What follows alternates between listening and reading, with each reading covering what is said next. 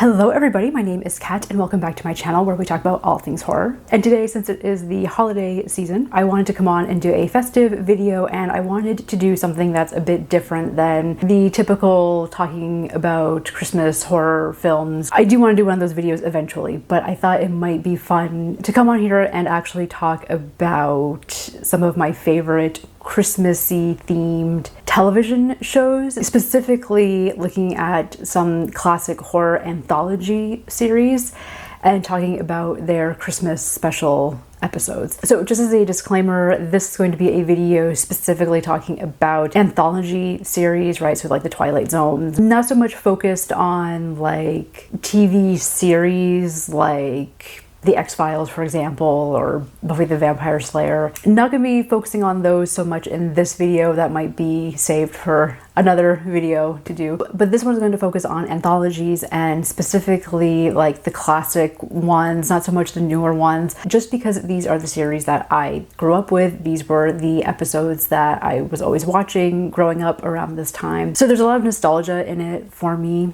And I just really love the vintage Christmassy feel of a lot of these episodes that I'm going to be talking about. So yeah, let's dive into it. So the first series that I'm going to be talking about is Tales from the Darkside. And the Christmas episode is titled Season of Belief. This is an episode that stays with this family on Christmas Eve, and the kids are being brats, right? They're bored and they're just being annoying. And so the parents decide to tell them this story about this creature called the Griller. That is basically this monstrous entity where if you say his name so many times, that awakens him and he'll come find you and kidnap you and do terrible things to you. So most of the episode is just the parents telling the kids this story, and the kids keep getting more and more freaked out because more weird things start happening, right? Like the wind will blow open the front door, or there's like, I don't know, scratching noises at the window. And so the parents are just kind of playing this joke on the kids, but then there is obviously a twist that happens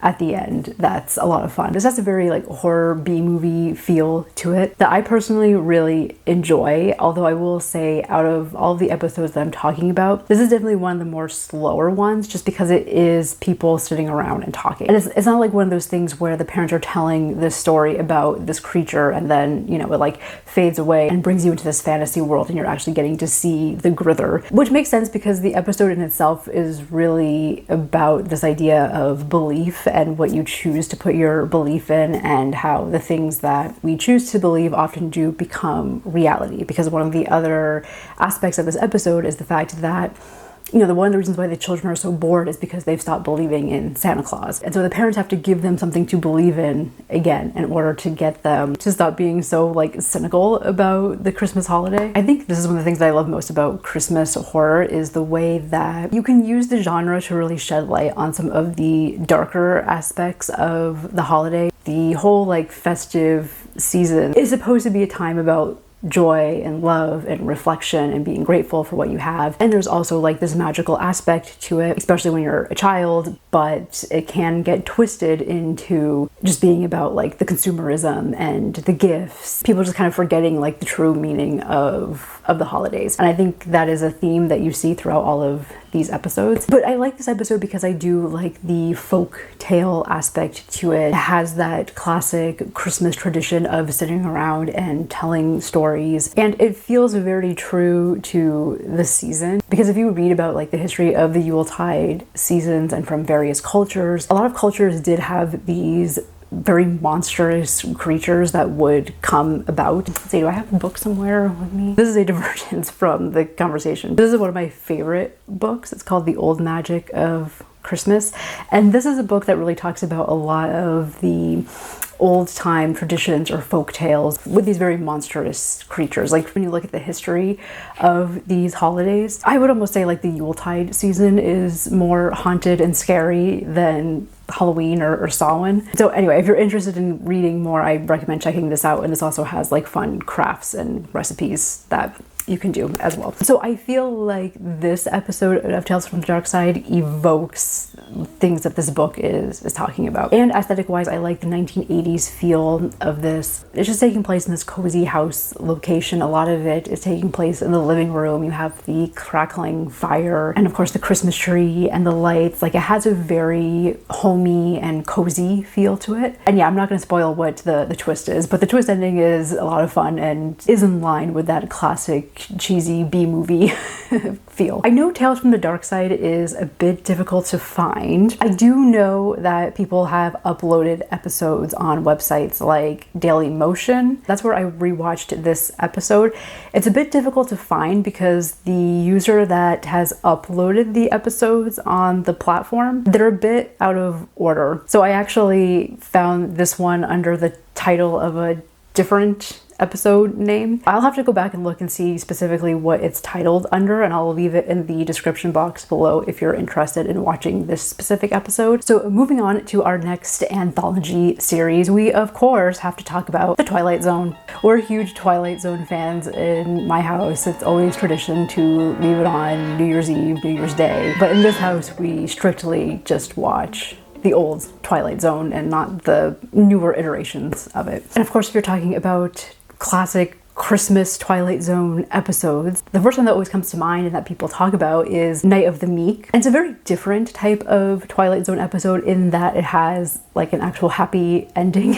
And to be fair, like, this isn't really horror, but it is one that I do enjoy watching at this time of year, and I think it's fun in just the way that it is showing a different side of the magical Twilight Zone universe. This is an episode that follows an older gentleman named Henry, who is this down on his luck character. He's a character that has substance abuse problems. He's an alcoholic. He's mostly living in homeless shelters or on the street, who has managed to get this gig being a Santa Claus. I think what's interesting about this episode is just the dissonance of him being a Santa Claus and having to interact with the children of all of these, not necessarily like rich parents, but obviously people that are more well off than he is. But he sees this and then thinks about all of just the pain and suffering that he sees in his day-to-day life. It was really striking to watch this episode again recently and seeing the way that Rod Serling is incorporating all of these themes around like people not having homes to go to, just this general problem with substance abuse. This is something that he's trying to bring light to in like 1960, I think, when this episode came out. And it was very striking to watch it again in 2024 when we, especially in the United States, just the housing crisis. It was just kind of one of those like moments watching it where it was like, wow, this is something that's still very much a problem in society, and in many ways has probably only gotten even worse. So watching it again, it just provoked a lot of reflection that I wasn't really expecting going into it, but I think this is one of the things that makes the Twilight Zone so special. It does tackle these issues that we have in society, right? Or just the ways that human beings can find their way into the darkness. I feel like you get these every once in a while where you have a show that comes in and really just taps into like the consciousness and the morality of society, and I feel like the Twilight Zone was one of those shows. And I feel like it's why like no other anthology has really been able to live up to what Rod Serling was able to create with this series. All of that to say that while Night of the Meek is not the traditional Twilight Zone eeriness horror, I do think it has a very strong commentary that is still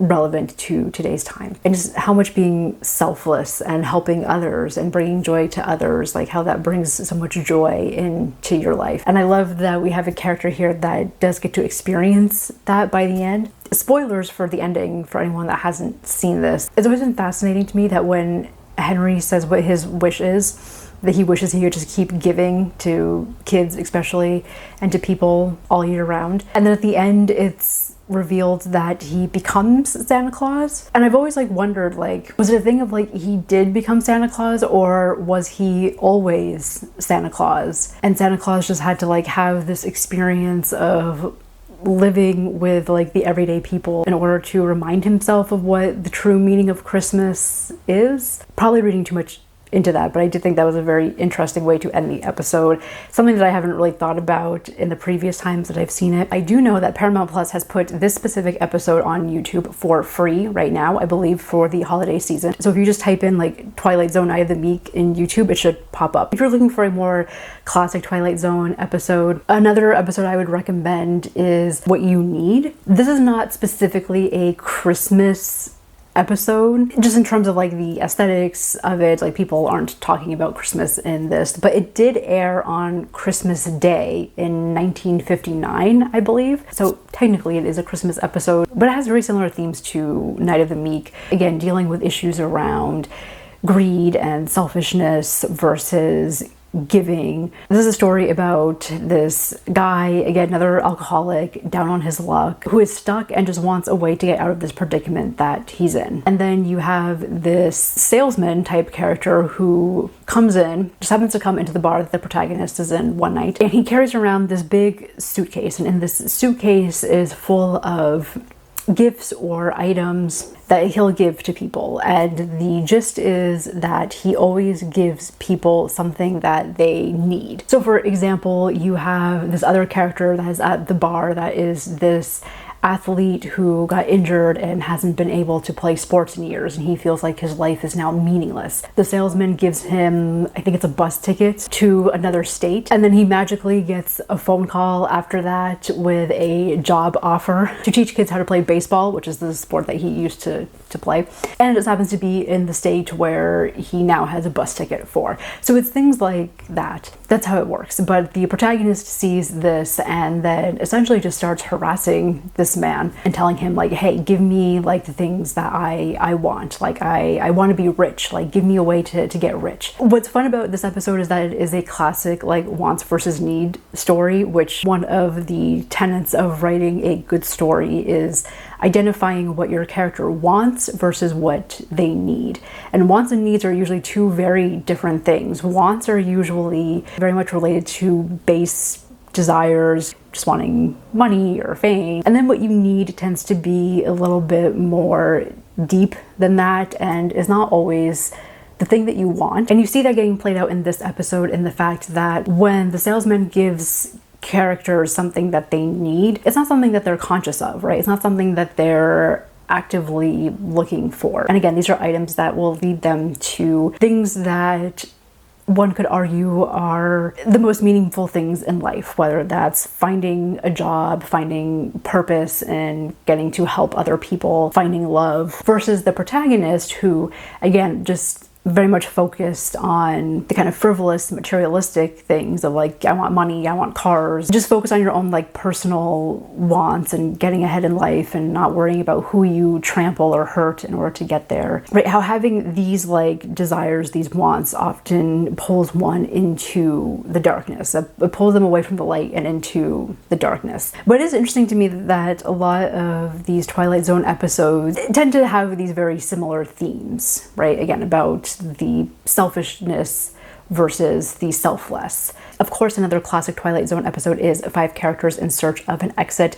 This is another one of my personal favorites. If you haven't seen it, I don't want to say too much and to give the twist away, because I feel like this episode has one of the best twists in the entire series and has a twist that is very connected to Christmas time. As per the title, this is about 5 characters who wake up in this cylinder like container and are trying to figure out how they got there and why they're there. I remember when I saw this episode for the first time and when it finally got revealed what was happening, like I was shook. So again, Night of the Meek is available for free right now on YouTube as I am recording this in December of 2024. The other episodes I know you can rent on like Amazon Prime or YouTube TV. And then of course we have like the New Year's marathon coming up. So I'm sure all of these episodes will be on TV coming soon. Okay, let's move on to our next anthology series, which is Alfred Hitchcock Presents. I feel like if Rod Serling is the consciousness of society, Alfred Hitchcock is definitely more of the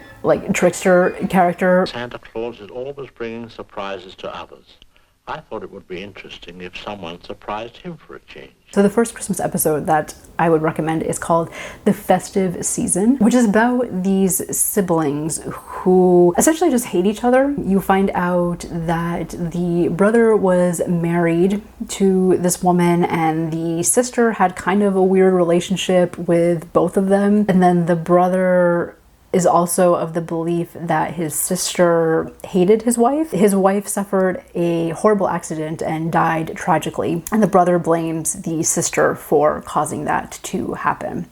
And instead of doing the normal healthy thing and moving out and seeking therapy, the brother has decided to keep living with the sister, and it's basically them just kind of festering in this hatred that they have for one another. They have a friend of the family that comes to visit them for Christmas time and is basically trying to help them work out these issues. This is another episode that has a much more slower pace to it. It's a much more psychological episode. If you're someone that's a fan of like Hitchcock's work, like Rebecca, for example, you'd probably enjoy something like this. And I feel like this episode does have very classic Hitchcockian elements to them. Again, just the whole idea of being like stuck, like claustrophobic feel in this house location. There is something really weird with like the sister and the wife, because the brother's like, oh, my sister hated my wife, but the sister is like,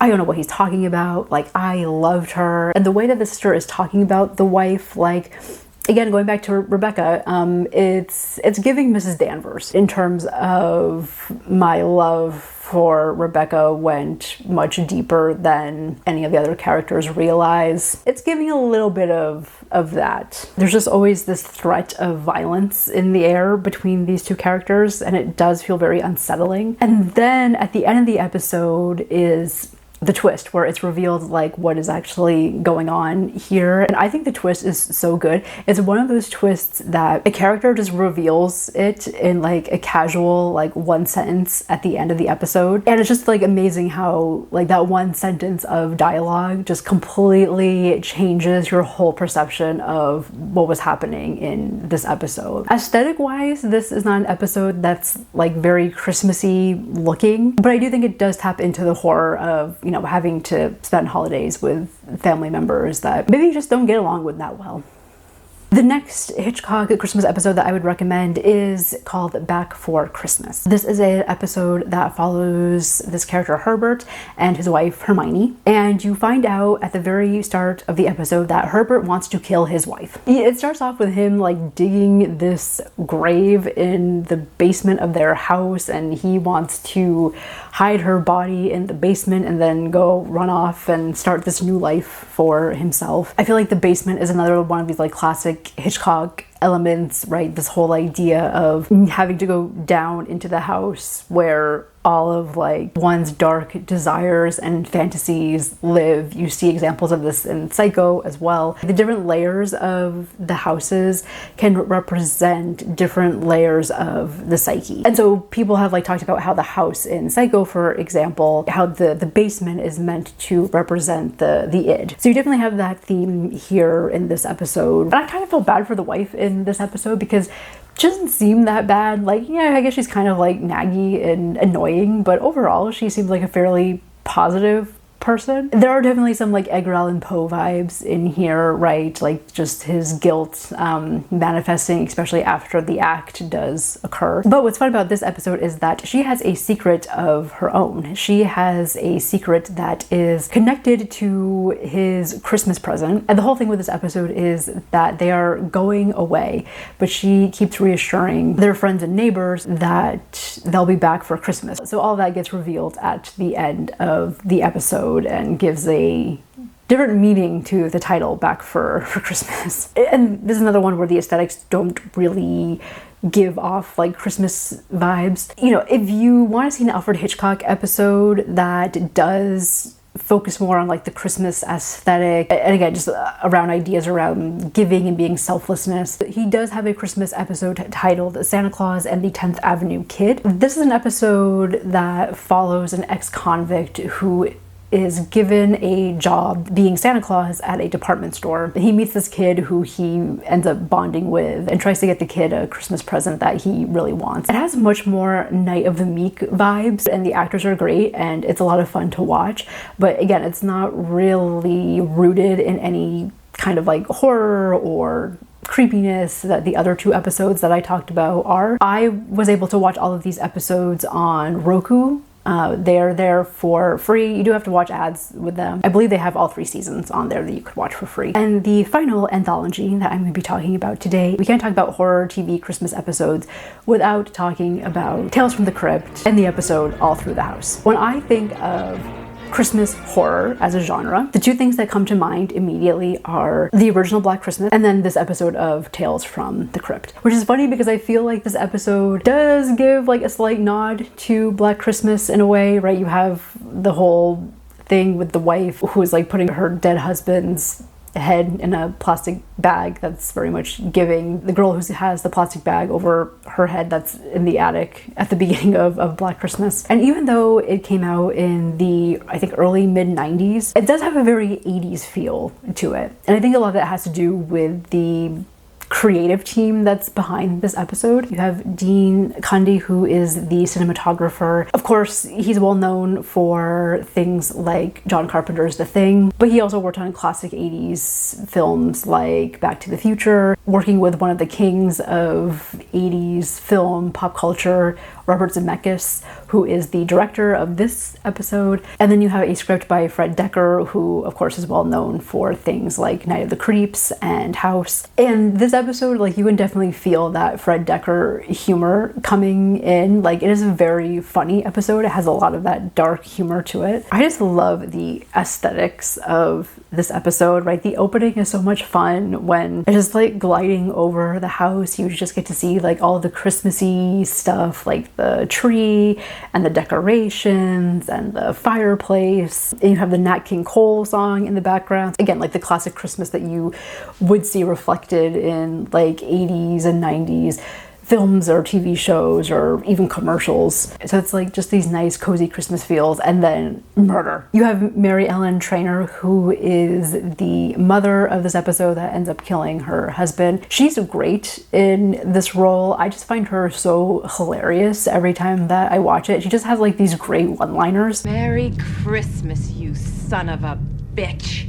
One of my favorite moments is when she is calling her lover after she kills her husband, and she's leaving a message for him on his answering machine and being like, hey, I know you told me not to call, but I just wanted to say, like, I did it. The money is all ours. Just like leaving evidence that she's the one that killed her husband on this guy's answering machine. It's great. It's hilarious. I love the setting of this episode too. Like, yes, the interior of the house is a lot of fun, but I also have always loved the exterior of it, and it just is like this snowy, almost Wonderland feel to it. And you've got like the well that's out in the front yard that she's thinking about dumping the body in. Like, there's just something about this episode that has a very magical, whimsical feel to it. I also really love the look of the Santa Claus murderer in this episode. He's always been very creepy looking. And rewatching it again recently, like, there's something about it that just feels very much like a love letter to